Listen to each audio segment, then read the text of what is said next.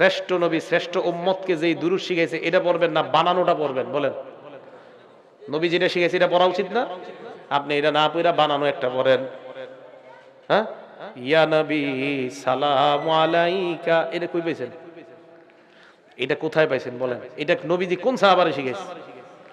আপনারা রাগ করে না, হয়তো অনেকে পড়েন, কিন্তু আপনারা যারা পড়েন বলেন কোন সাহাবারে নবী এটা শিখাইছে? আমাদের নবী আবু বকর সিদ্দিককে শিখাইলেন, আল্লাহুম্মা সাল্লি আলা মুহাম্মাদিন ওয়া আলা আলি মুহাম্মাদিন কামা সাল্লাইতা আলা ইব্রাহিমা ওয়া আলা আলি ইব্রাহিমা ইন্নাকা হামিদুম মাজিদ। এই দুরূদ আমার নবী আবু বকর সিদ্দিককে শিখাইয়া দিয়েছেন।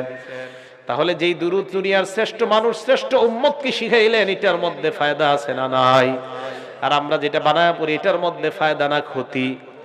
এই কারণে আল্লাহ নবী বলেন, বেদাতি দেখতে যত চমৎকার হয় আর দেখতে যত সুন্দর হয়, বেদাত তো বেদাত, বেদাত শরীয়তের মধ্যে গ্রহণ করা হবে না, এটা পরিত্যাজ্য। বলেন নাউজুবিল্লাহ।